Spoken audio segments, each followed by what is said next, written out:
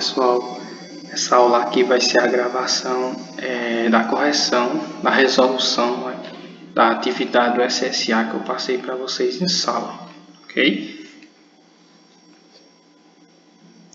Veja só, no início aqui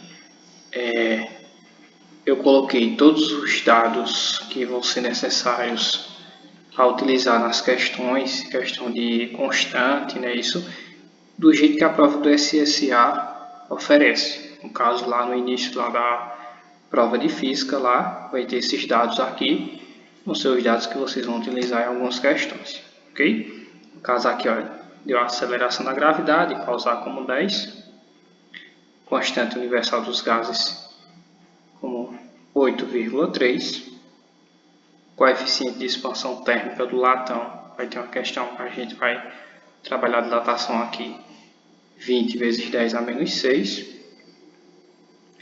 uma caloria com 4,2 Joule e o índice de refração do ar com 1, ok? Esse índice de refração a gente vai usar também em uma questão aqui.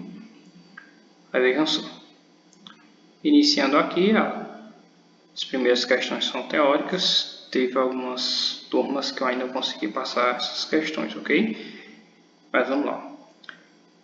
Primeira questão diz o seguinte: assinala a alternativa que indica o evento da natureza, que pode ser observado com coerência pelos estudos da calorimetria e dilatação térmica, ou seja, aqui envolvendo calorimetria e dilatação térmica, ok? Na letra A diz o seguinte: a água, ao passar do estado líquido para o estado sólido, diminui de volume. Está errado aqui, né? Isso, a água passar do estado líquido para o estado sólido, ela vai aumentar o seu volume, ok? O menor volume da água vai ser quando ela estiver a 4 graus Celsius, ok? Quando sua temperatura baixar lá para 3 graus Celsius, o volume já começa a aumentar. Para 3, para 2, para 1, quando chegou a 0 graus Celsius que congelou, seu volume aumenta, ok? Na B, ao adicionar uma pedra de gelo em um copo preenchido parcialmente por água líquida, o volume total dentro do copo diminui, uma vez que a água possui um comportamento anômalo ao congelar. Veja só, se eu estou adicionando gelo aqui à água, o volume vai aumentar, né? Nada a ver.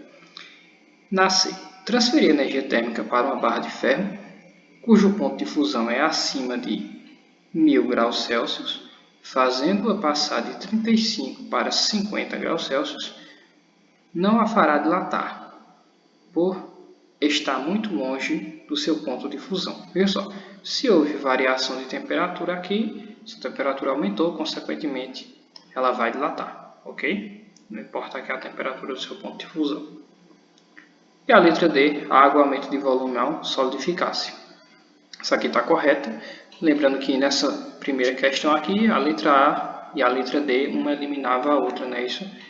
Como eu já falei lá na letra A água se solidificar, se entrar no estado sólido, aumenta um pouco o seu volume, ok? E a letra E, a variação da dilatação térmica, ela é inversamente proporcional ao tamanho inicial do material, ou seja, quanto menor for o material, maior será a sua variação de dilatação ao aquecer. Totalmente errado aqui, né? Isso é só. Quanto maior o material, mais ele vai dilatar comparado com um material menor, né? Isso é um objeto menor, composto do mesmo material. Vamos lá para a segunda questão agora. Sobre o estudo da propagação do calor, assinala a alternativa correta. Aí vejam só. A condução térmica pode ser observada em um balão provido de maçarico para aquecer o ar em seu interior, fazendo subir. Aí veja só, condução térmica acontece nos meios sólidos. Eu aqui estou aquecendo o ar, no caso aqui é convecção. Ok? Convecção, está errado? B. A condução térmica pode ser observada no estudo meteorológico de frentes de ar. Frentes de ar, aqui vai ser convecção. Ok? Convecção e não condução. Condução vai acontecer nos meios sólidos. Está errado também. Na C, a radiação térmica não afeta no processo de dilatação dos materiais na Terra. Lógico que afeta, né? Isso vai fazer variar a temperatura, consequentemente fará ele dilatar. Letra D. A radiação térmica ocorre apenas do Sol para a Terra, em nenhum outro evento da natureza ocorre tal situação. Também está errado, né? Isso vai acontecer também. Toda fonte de calor, ela também vai emitir radiação, ok? Térmica. Letra E. A condução térmica pode ser observada no aquecimento de uma colher. Aí é assim, ó, condução térmica nos meios sólidos vai ser no aquecimento de uma colher. A temperatura ambiente quando esta é colocada em contato com uma panela no fogo por certo intervalo de tempo. Isso aqui é um exemplo básico, né, isso, de aquecimento por condução térmica. Ok? Terceira questão agora. Questão aqui que envolve reflexão. Dois espelhos planos paralelos, E1 e E2, estão dispostos conforme ilustra a figura ao lado. Aí veja só, essa aqui já está com a correção, no caso, essas linhas aqui, esses dados que estão em vermelho e verde, já foi eu que inseri na correção, ok? O desenho é só a parte que está em preto, ok? Aí veja só, diz o seguinte, um raio de luz atinge o espelho E1 no ponto A, no caso esse raio de luz aqui, ó, 70 indicando, ele vai atingir esse espelho aqui, E1, nesse ponto A, ok? Aqui, ó. Continuando a pergunta, em sua extremidade superior, calcula a tangente do ângulo θ para que o feixe passe pelo ponto B na extremidade inferior do espelho E1, refletindo apenas uma vez no espelho E2, ou seja, o raio de luz vai incidir, ó, vai tocar aqui no ponto A do espelho E1, vai refletir, não é isso? Consequentemente, quando ele refletir aqui, ó, vai tocar no espelho E2, ele, na questão ele fala para tocar apenas uma vez, consequentemente vai ser aqui, ó, exatamente no meio do espelho aqui, ó, do espelho E1, exatamente no meio, porque quando ele tocar no espelho E2 e refletir, vai ter que sair formando aqui o mesmo ângulo, não é isso? Aí, ó, tocou no ponto A, refletiu, incidiu no espelho E2, tocou aqui, refletiu, até chegar no ponto B. Isso aqui é o raio de luz, o trajeto que ele vai fazer. Aí veja só, ele quer saber qual é a tangente do ângulo θ. O ângulo θ ele me deu aqui em cima, ok? Essa pontilhada aqui é o que vai dividir os dois raios de luz ao meio, o raio incidente e o raio que foi refletido. Consequentemente, aqui é o ângulo de incidência e aqui é o ângulo de reflexão. Os dois, né, pessoal? Aí vejam só, se aqui vale θ, esses ângulos são congruentes, aqui também vai ser θ, ok? Consequentemente vai ser θ. Quando o raio de luz tocar esse espelho aqui, refletir e tocar no outro, os dois espelhos estão paralelos, tá? Paralelo ao outro. Consequentemente, quando tocar nesse espelho e refletir, vai sair formando aqui o mesmo ângulo que formou aqui, ok? Consequentemente, vai formar aqui, ó, eu traço a pontilhada, que é a reta normal, para dividir aqui os dois raios de luz ao meio. Consequentemente, aqui eu vou ter o ângulo θ. Esse ângulo aqui também vai ser θ, não é isso? Eu não coloquei o valor aqui de θ porque não me interessa mais, ok? A questão quer saber qual é a tangente do ângulo θ. Então, eu já posso calcular a tangente dele usando esse θ aqui, ó, que eu já tenho aqui o desenho de um triângulo para calcular a sua tangente, não é isso? Ó.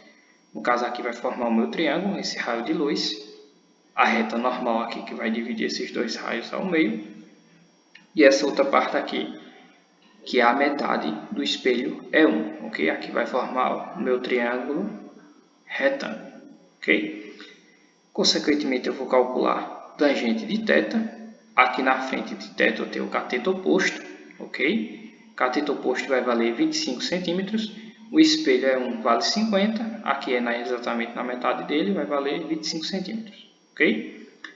E essa parte aqui da reta pontilhada aqui vai ser o meu cateto adjacente do ângulo θ. Adjacente porque está do lado dele, não é isso? Ele deu aqui abaixo, ó, 100 centímetros vai ser o seu comprimento, ok? E lembrando que tangente, ó, tangente de θ vai ser cateto oposto sobre o cateto adjacente, ok? No caso aqui eu não vou precisar utilizar o valor da hipotenusa, não é isso? No caso, a tangente de θ vai ser o cateto oposto, que está na frente, 25, sobre o cateto adjacente, o cateto aqui que está do lado do ângulo θ, que vale 100, simplificando aqui, dividindo os dois por 25, 25 dividido por 25 dá 1, 100 dividido por 25 dá 4. Ok? Então vai ser 1/4 aqui a tangente de θ e a opção correta letra B. Ok? Lembrando que aqui eu não fiz a divisão aqui, se dividisse ia dar 0,25. Só simplifiquei, visto que o resultado está em fração. Ok? Vamos agora para a quarta questão. Veja só, a quarta questão aqui, para o vídeo não ficar muito longo, eu não vou ler essa questão aqui todinha. A gente vai perder tempo, já que eu tenho os dados aqui na figura já, é o que interessa, não é isso? Ele quer saber a altura dessa antena que está aqui sobre o prédio, ok? Ele me deu a sombra do prédio, 14 metros. A sombra aqui só da antena, essa sombra aqui é só da antena, 1,5 m. A altura do homem, 1,80 m. Sombra do homem aqui, 1,40 m, 1,4 metros, é isso. E ele quer assinala a alternativa que indica a altura aproximada da antena no ápice do edifício, ok? Consequentemente, eu vou usar aqui sua proporção. A altura do maior está para a altura do menor, assim como a distância da sombra projetada do maior está para a distância da sombra projetada pelo menor, ok? Consequentemente, aqui o menor é o homem. Se bem que colocar o menor ou o maior aqui, tanto faz, ok? Só que a sombra do homem é de 1,4, a sombra da antena é de 1,5. Então, eu já sei como vai ser menor, já que a sua sombra é menor, ok? Aí, veja só, vou descobrir o Hzão, que no caso aqui é a altura da antena. Sua distância da sombra é 1,5, altura do homem 1,8, distância da sombra dele 1,4. Multiplicando aqui meio pelos extremos, vou ter 1,4H, 1,8 vezes 1,5 dá 2,7, ok? 1,4 passa dividindo 2,7 por 1,4 vai dar aproximadamente 1,9 metros, ok? Consequentemente, aqui é a opção correta, letra B. Vamos para a quinta questão agora. Aí, veja só, a quinta questão aqui é uma questão que a gente vai utilizar a lei de Gauss aqui, ok? Aí, veja só, uma lente delgada L de distância focal 10 cm foi instalada em um trilho horizontal próximo a uma tela de projeção. Uma pequena bola parte de uma distância de 40 cm, está dando aqui a distância, 40 cm para a tela, da lente, para a lente que diga, onde o tempo aqui é zero, ela está em repouso.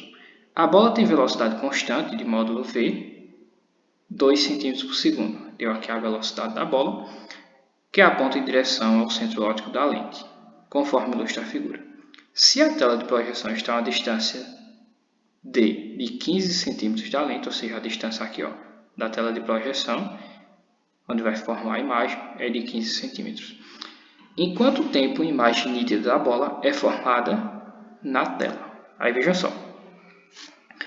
Eu preciso saber a distância que esse objeto vai ficar aqui da lente, ok? Para formar a imagem nítida lá na tela, ok? Inicialmente ele está a uma distância de 40 centímetros, mas não vai formar a imagem nítida nessa distância de 40, ou seja, ele vai se aproximar aqui.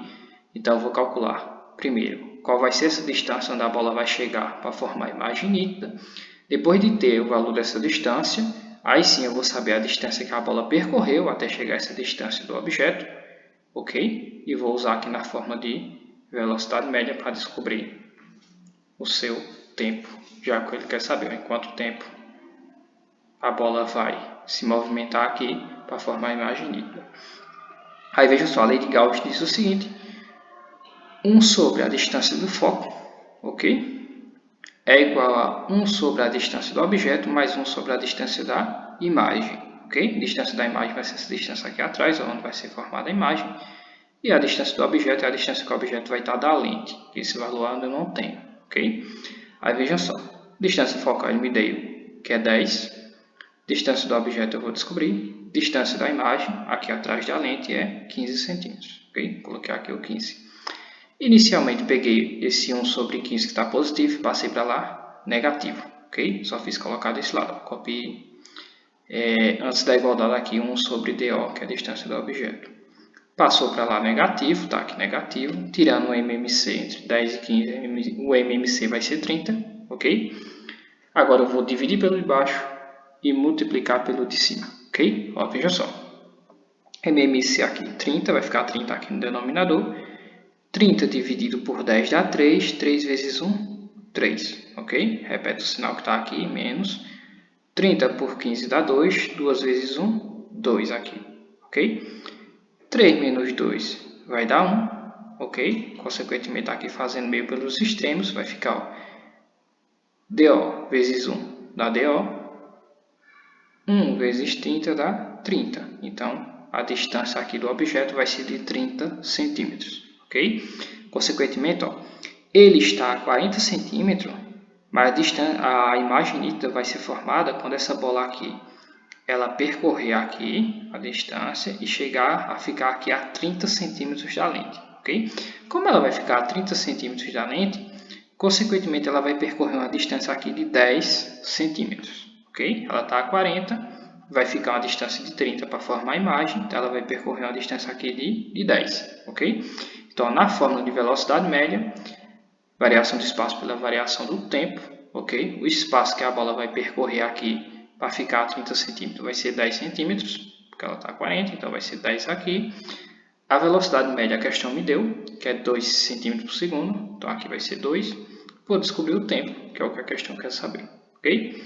Fazendo aqui bem pelos extremos, ou simplesmente trocando de lugar ΔT com 2, vai ficar 10 dividido por 2, o tempo vai ser de 5 segundos, ok? 5 segundos vai ser o tempo que a bola vai percorrer aqui os 10 centímetros para formar a imagem nítida, ok? A opção correta é a letra B. Sexta questão agora. Aí vejam só. Um cilindro contendo 2, o número de mols, de um gás ideal está fechado por um pistão de massa 16 kg. A altura do pistão em relação à base do cilindro é igual a 50 cm, ok? A altura aqui do pistão é 50 cm. E o volume do gás dentro do pistão é igual a 1.225 cm3, ok? Obtenha o valor da pressão atmosférica no interior do cilindro se a temperatura do gás for ideal a 300 Kelvin, ok? Consequentemente aqui, ó, ele quer saber qual é a pressão atmosférica. Eu tenho aqui, ó, que a pressão que está sendo exercida sobre esse gás vai ser a pressão atmosférica mais a pressão desse pistão, ok? Pressão atmosférica vai estar acontecendo aqui normalmente, mais a pressão desse pistão, ok? Somando essas duas pressões, eu vou ter a pressão do gás, a pressão total que está sendo exercida sobre esse gás, ok? Então, consequentemente, aqui eu vou calcular a pressão do gás pelos dados que ele me deu. Vou calcular aqui separadamente também a pressão que está acontecendo nesse pistão, ok? Vou colocar aqui os dois dados para descobrir qual é o valor da pressão atmosférica, que é o que a questão está pedindo. Aí, vejam só. Inicialmente, aqui calculando logo a pressão do gás, ok? Ó, a pressão do gás vai ser pressão vezes o volume, igual a número de mols vezes a constante vezes a temperatura. Lembrando que essa temperatura é em Kelvin, ele já mediu ela em Kelvin, tá tranquilo. E esse volume aqui, ele vai ser em metros cúbicos, ok? Só que a questão me deu em centímetros cúbicos. Então, convertendo aqui de centímetro para metro, como estou trabalhando aqui com volume, então cada unidade, ó, quando eu voltar aqui de centímetros na tabelinha lá para decímetro e depois voltar para metro, cada um eu volto 3 casas. Consequentemente, de centímetro para metro, eu vou voltar 6 casas, ok? É o mesmo que dividir por 1 milhão. Então, eu vou ficar com 1.225 vezes 10 elevado a menos 6, ok? Então, isso aqui está transformado já, ó, de centímetros cúbicos para metros cúbicos, ok? Pressão no gás eu vou descobrir. Aqui eu tenho o volume, ó. Vou colocar de metros, número de mols ele me deu que é 2. Essa constante aqui dos gases, constante dos gases ideais, foi dado lá no início da prova, ok? Eu mostrei para vocês lá, 8,3 e 300 a temperatura aqui em Kelvin, ok? Multiplicando aqui os três valores vai dar 4.980 e esse valor aqui do volume que está multiplicando a pressão do gás que eu quero descobrir, passa dividindo, ok? Consequentemente, fazendo a divisão aqui, ó, vai dar 4,06. Esse 10 aqui, que é a base, eu vou repetir. Expoente que está negativo, consequentemente ele sobe aqui, ó, positivo. Ok? Lembrando que a gente estudou essa parte também. Uma divisão aqui eu faço, repete a base que é 10, o expoente de cima menos o de baixo. Como o expoente de cima não aparece, é o mesmo que ser 0, seria 0 menos 6. O jogo de sinal fica positivo. Ok? Então, eu descobri aqui a pressão no gás, ó, a pressão que está sendo exercida no gás, é de 4,06 vezes 10 elevado à sexta Pascal, ok? Vou colocar aqui já a pressão do gás, tá aqui, ok? Eu preciso descobrir a pressão atmosférica, mas agora eu vou primeiro descobrir a pressão do meu pistão, para depois descobrir a pressão atmosférica, ok? Então vamos lá, a pressão do pistão agora. Essa aqui vai ser um pouquinho mais trabalhosa. A pressão aqui vai ser a força dividido pela área, ok? Fórmula aqui de pressão, força dividido pela área, ok? A força que está sendo exercida sobre esse pistão aqui, a força vai ser a massa vezes a gravidade, ok? A aceleração aqui é a gravidade. No caso, a massa é em quilogramas, ele já me deu em quilogramas, que é 16 aqui, ó. A gravidade, ele me deu a aceleração da gravidade para usar como 10, lá no início da prova também, então eu coloquei aqui o 10, ó. Multiplicando, eu vou ter que a força é de 160 newtons. Já coloquei aqui, ó, 160 newtons é a força, ok? Agora eu preciso da área desse pistão, ok? Eu preciso da área desse pistão aqui, ó. Ele não me deu essa área, mas tem como encontrar essa área usando a fórmula de volume, ok? Porque a volume vai ser a área da base vezes a altura. Lembrando que o pistão vai ter o mesmo área da base aqui, ok? Então vejam só, o volume ele me deu 1225, eu estou trabalhando ele aqui com centímetro mesmo, depois eu transformo em metro lá no final, ok? A área da base eu vou descobrir e a altura também ele me deu na questão, que é 50 centímetros, ok? Consequentemente, a área da base, ó, passa os 50 dividindo aqui 1225 por 50, vai dar 24,5 centímetros quadrados, ok? Eu estou com centímetro quadrado, mas eu vou transformar isso aqui em metros quadrados, ok? Lembrando que a gente vai trabalhando aqui com metros. Consequentemente aqui, como é unidade de área quadrado, cada casinha volta 2, não é isso? Então de centímetro para decímetro volta 2, de decímetro para metro mais 2, consequentemente eu volto 4 casas.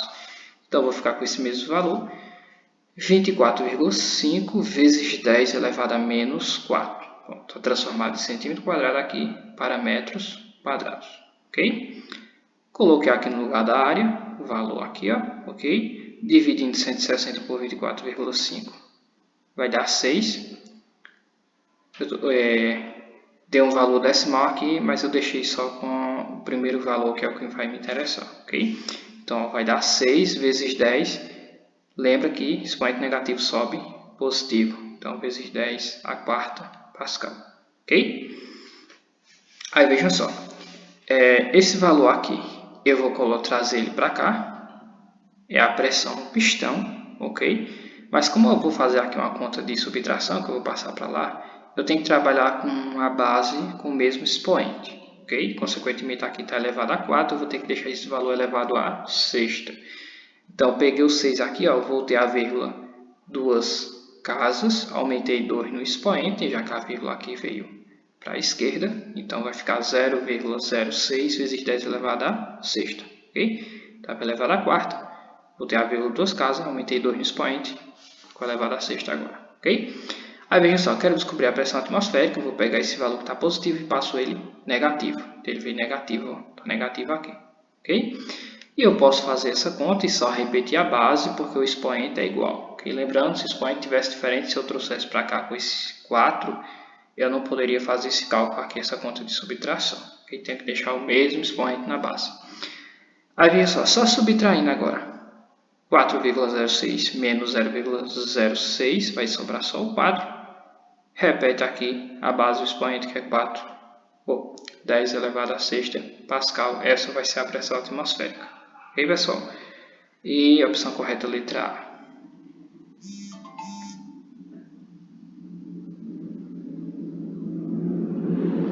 Sétima questão agora. Aí vejam só. Sétima questão aqui é uma questão mais fácil, ok? Ele quer saber quantas vezes vai aumentar aqui, vai ampliar a imagem. Ó, um estudante saiu no laboratório de física empolgado com a aula de óptica e decidiu construir uma luneta astronômica. Utilizou duas lentes convergentes de distância focais a 1 metro para a objetiva e a distância focal 2 é de 2,5 centímetros para a ocular, ok? E com esse equipamento montado devidamente ajustado, o aluno apontou em direção à Lua e conseguiu ver imagens de crateras. Assim, o equipamento fez a ampliação das imagens em quantas vezes for ampliada a imagem. Né? Isso aí, veja só, a ampliação aqui vai ser a distância focal da objetiva dividido pela distância focal da ocular. Detalhe só é que você tem que deixar na mesma unidade de medida, ok? Lembrando que aqui um está em metro, outro está em centímetro, eu deixei tudo em metro. Poderia deixar tudo em centímetros também sem problema, ok? Aí vejam só, 1 metro aqui, transformando aqui de centímetro para metro, divide por 100, consequentemente volta duas casas, vai ficar 0,025, ok? Fazendo a divisão aqui vai dar 40 vezes vai ser a ampliação, ok? Lembrando que 1 metro aqui você poderia transformar isso aqui em centímetro também, ok? Próxima questão. 2 espelhos planos associados a um ângulo de 90 graus entre suas superfícies refletoras formam, veja só, para quem estava na aula presencial, né pessoal, fiz um vídeo também para quem acompanhou, a gente viu isso aqui, presencialmente a gente usou os espelhos lá e mostrou na prática, não foi? 90 graus vai formar 3 imagens e a gente viu lá, até discutiu sobre isso, que vão ser 2 imagens lá. Serão imagens virtuais, vai trocar o lado direito pelo lado esquerdo, consequentemente elas são enantiomorfas, ok? E uma imagem ela vai ser real, ela vai ser realmente igual ao objeto, que vai ser o reflexo das outras 2 imagens projetadas no espelho. Usando a fórmula aqui, ó, 360 dividido por 90, vai dar 4, menos 1, esse 1 aqui é o objeto, 3 imagens, é a quantidade de imagens que são formadas, ok? Deixa eu aumentar aqui o brilho da tela.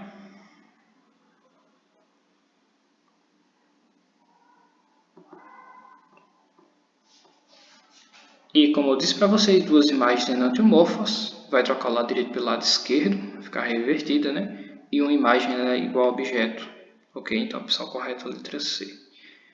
Nona questão. Sobre a capacidade térmica, é correto afirmar que, aí veja só, eu vou logo partir aqui para a correta. Ela consiste na grandeza física que relaciona a quantidade de energia térmica recebida ou cedida para variar a temperatura de um corpo, a quantidade de energia que um corpo vai ganhar ou perder para fazer variar sua temperatura, ok? Lembrando que a unidade é em calorias por grau Celsius, quantidade de energia térmica, né, calorias pela temperatura em grau Celsius, que dá a unidade aqui, ó, calorias por centímetro cúbico. Totalmente errada, não é isso, pessoal? Então, letra C. 10ª questão aqui que a gente vai utilizar a lei de Snell, ok? Utilizada em refração. Aí veja só, diz o seguinte, o sistema óptico foi montado no ar utilizando 2 vidros diferentes, vidro 1 e vidro 2, de índices de refração N1 vale 2, o índice de refração do primeiro vidro é 2, ele dá aqui, ó, essa parte branca aqui, o índice dele é 2, e o outro, N2, é 3 meios, ok? Não, o índice de refração do meio 1 é 2, esse aqui é 2, que é esse aqui embaixo que está em cinza, e do 2 aqui é 3 meios, ok? Consistindo de 2 partes semicirculares e concêntricas de centro O. Lembrando que cada material vai ter um índice de refração, vai ter um valor de N aqui para ele, ok? Conforme ilustra a figura a seguir. A reta normal, a superfície AB, é representada por N, no caso, essa aqui é a reta normal, ok? Lembrando que o raio de luz vai incidir aqui, ó, essa reta normal, lá na reflexão ele incidia aqui, quando a gente está trabalhando a reflexão no espelho e refletia, né? Isso aqui, refração, consequentemente, ele vai incidir aqui no objeto e vai passar para o outro meio aqui, sofrendo um desvio, porque a luz vai sofrer um desvio, porque vai, consequentemente, diminuir sua velocidade. Ou aumentar, né? Aí, vejam só, determina o valor de θ para que o raio refrate completamente ao longo da face AB. A face AB é essa daqui, então ele quer saber aqui, ó, o raio de luz vai tocar no objeto aqui, ok? Quando atravessar esse objeto, ele vai sair aqui, ó, em cima dessa linha AB, então ele vai sair por aqui, ó. Consequentemente, isso aqui a gente chama de uma ângulo limite, que é uma refração total, ok? Normalmente nos materiais normais, o raio de luz aqui, ó, penetra no material e aqui embaixo ele sofre um desvio. no caso ele viria aqui ó, por essa pontilhada verde, se não sofresse nenhum desvio, né? Ele consequentemente estaria no mesmo meio ainda, atravessando o mesmo material. Consequentemente, esse desvio ele pode se aproximar da reta normal, ele pode vir para cá, ó, aproximando da reta normal, ou para cá, se afastando da reta normal. Que foi o que aconteceu, não é isso? Ele se afastou da reta normal, só que se afastou tanto da reta normal que ele praticamente saiu aqui pela tangente do material, ok? Quando sai por aqui, a gente chama de ângulo limite, ok? Aí vejam só, a forma que a gente utiliza aqui na refração, na lei de Snell, é o seno de incidência, é o seno desse ângulo aqui, ó, consequentemente o ângulo é θ, é o seno do ângulo de incidência, ok? É igual ao seno do ângulo de refração, o ângulo de refração é o ângulo aqui embaixo, é quanto ele refratou, o valor do ângulo refratado, ok? Consequentemente aqui, quando o ângulo é limite, quando ele sai aqui sobre essa tangente aqui, ó, a gente usa esse ângulo total aqui que vai ser 90 graus, ok? A gente vai usar o ângulo aqui de 90 graus, vai ser o seno de R, ok? O seno da refração. Se tivesse outro ângulo, se ele tivesse vindo para cá, ó, a gente usa só o ângulo aqui. N2 é o índice do meio 2, é o índice do meio que a luz está passando para ele, ok? Consequentemente, incidiu nesse material e está passando aqui para o ar. Aqui fora é o ar, não tem outro material. O N2 vai ser o índice do ar, ok?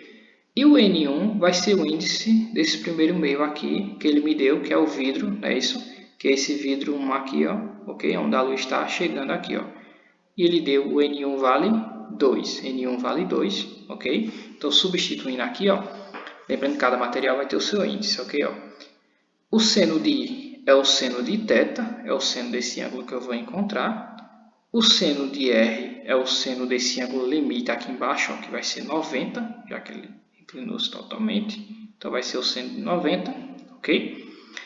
O N2 é o índice do meio onde a luz está passando para ele, então a luz está incidindo no vidro e ela está passando aqui para o ar. Aqui não tem outro material, vai ser o ar, ok?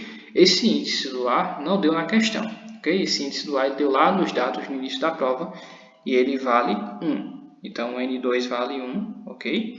E o N1, que é o índice desse meio aqui, ó, N1 vale 2, que ele me deu aqui, então no lugar de N1 eu coloco 2, ok? Essa questão que eu poderia confundir bastante é se você usasse N2, esse N2 você usasse 3 meios, ok? Só que esse N2 aqui, que é 3 meios, é o índice dessa parte do vidro aqui, ó, essa parte está em branco. No caso, ela não vai entrar no cálculo, só para dar uma atrapalhadazinha aqui mesmo, ok? Vai entrar no cálculo só a parte que a luz aqui, ó, chega aqui até a reta normal, no caso é esse vidro N1, que o índice é 2, e depois a luz está passando aqui para o ar, no caso. O índice é 1 que ele me deu lá nos dados iniciais, ok? Aí vejam só, eu vou substituir o seno de 90, para responder a questão, consequentemente, você tem que saber o valor do seno de 90, o seno de 90 vale 1, ok?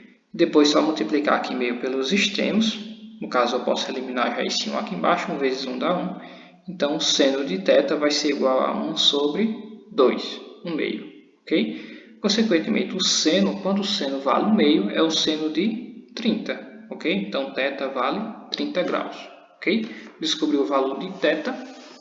Então, esse θ aqui ele vale 30 graus. Ok? Aí você disse, descobriu o valor de θ, mas nas opções não está em graus, está em radianos, não é isso? Então, vamos lá, converter agora de graus para radiano. 2π radiano vale 360 graus. Ok? Então, x vale 30. Eu vou descobrir quanto 30 vale aqui em radianos. É isso? Meio pelos extremos aqui, eu vou ter 360 vezes x igual 30 vezes 2π, 60π radiano, ok? Esse 360 que está multiplicando x passa dividindo, posso cortar o zero aqui, simplificando aqui 6 e 36, dá para dividir os dois por 6, 6 dividido por 6 dá 1. Não precisa colocar 1, é só repetir π rad, né? E 36 aqui dividido por 6 dá 6. Então, simplificando aqui, cortando 0 e 6 sobre 36 é mesmo que ser 1 sobre 6 aqui, ok? Então, a resposta final, π sobre 6 aqui, radiano é só unidade, ok? Então, π sobre 6 é a letra A. 11ª questão. Só que... Aí vejam só, é uma questão aqui de dilatação. Que o pessoal fala o seguinte: um relé térmico é um dispositivo responsável por proteger os motores elétricos de possíveis anomalias. A mais comum é o sobreaquecimento do motor elétrico. Aí ele dá aqui a figura, ok? E aqui abaixo ele termina a pergunta. Uma proposta de relé térmico consiste em duas barras de latão, uma vertical e outra horizontal, acopladas, conforme ilustra a figura a seguir. A montagem está inicialmente a temperatura de 25 graus Celsius. A barra horizontal toca o contato A, no caso está indicando aqui, eu estou tocando o contato A, e o sistema é articulado nos pontos E, F e G. Aqui é F, que é quando uma barra é ligada à outra, e aqui no G. A separação entre os contatos elétricos A e B é de 0,25 milímetros. Essa distância aqui, esse espaçozinho, 0,25 milímetros. Determine a temperatura da barra vertical para que a barra horizontal encoste no contato B. Então ele quer saber qual vai ser a temperatura aqui, é isso, para fazer essa barra dilatar. No caso, a barra que vai ter que dilatar vai ser essa daqui, ó, ok? Esse braço aqui, chamado de braço, não é isso? Quando ele dilatar aqui, aumentar o seu tamanho, consequentemente essa que está horizontal, ela vai descer aqui, né, e se encostar no contato B, ok? Aí vejam só, eu tenho o tamanho inicial dela, que é de 20 milímetros, ok? Então, o tamanho inicial dela aqui, que é de 20 milímetros, mas eu preciso saber aqui quanto ela vai dilatar, no caso, esse espaçozinho aqui eu tenho, mas eu não sei quanto ela vai ter que aumentar de tamanho aqui, ok? Eu sei que aqui é 0,25, mas aqui eu não sei, ok? Consequentemente, ó, eu fiz aqui esse arranjo para mostrar para vocês. Esse aqui é o ponto G, esse ponto aqui, ó.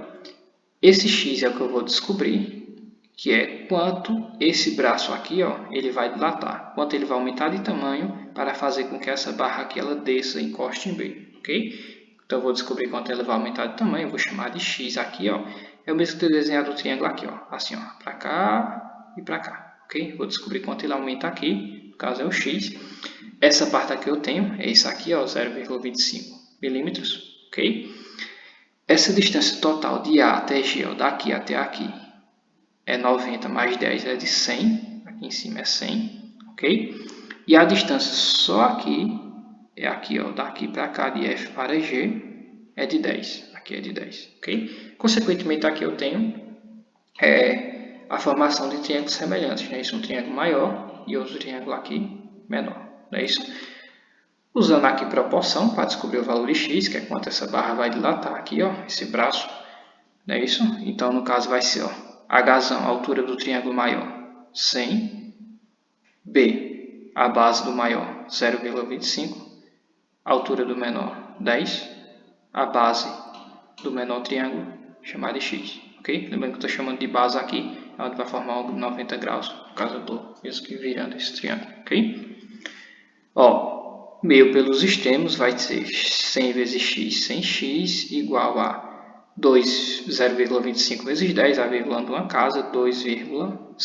Ok? Dividindo 2,5 por 100 vai dar 0,025 milímetros. Ou seja, essa barra aqui ela vai ter que dilatar, aumentar de tamanho 0,025 milímetros para fazer com que aqui percorra essa distânciazinha de 0,25 e encoste em B. Ok?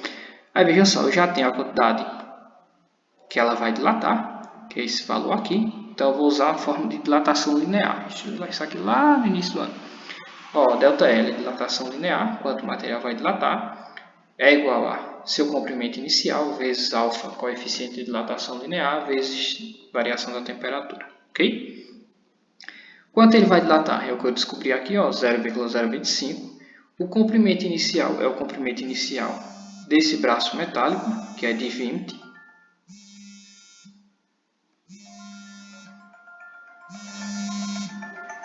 Aí vejam só.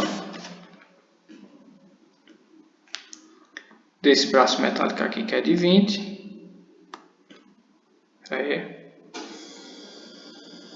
Isso aqui embaixo. Próxima metódica é de 20. Alfa, 20 vezes 10 a menos 6. Esse alfa ele me deu lá no início da questão, coeficiente de dilatação do material. Temperatura final menos 25. Isso é a variação. Variação é a temperatura final menos a inicial. A inicial me deu o que é 25. Ok? Fazendo a resolução aqui, eu deixei isso aqui isolado aqui, ó, antes da igualdade. Esse valor que está multiplicando esse aqui, eu vou passar ele dividindo. Ok? Só que eu fiz o seguinte, ó. Deixei isso aqui em forma de notação. Eu não deixei em notação ainda, mas deixei em base 10. Para facilitar a divisão aqui, ó. Vai facilitar muito. Andei a vírgula aqui 3 casas, vai ficar 25, 3 casas para cá, ó, 25 vezes 10 elevado a menos 3. Multipliquei 20 vezes 20 aqui, ok? Que vai dar 400, ok? Como é 400, ele me deu os dois zeros e aumentei 2 no expoente. Então, ficou 4 vezes 10 a menos 4, ok? 4 vezes 10 a menos 4, que passou dividindo. Então, ficou aqui embaixo, ó. Fazendo a divisão de 25 por 4, 6,25. Esse expoente está negativo, sobe positivo, vai ficar 4 menos 3, sobra só 1 aqui, ok? 10 elevado a 1 menos C10, multiplicando esse valor por 10, vai dar 62,5, ok? Esse valor aqui que está com T, ó, o 25 negativo, está negativo, eu passo ele para o outro lado positivo. Somando aqui agora, 62,5 mais 25 vai dar 87,5. Esse vai ser o valor da temperatura final dessa barra, ok? No caso, a opção correta, letra C. Pessoal, eu vou encerrar esse vídeo aqui.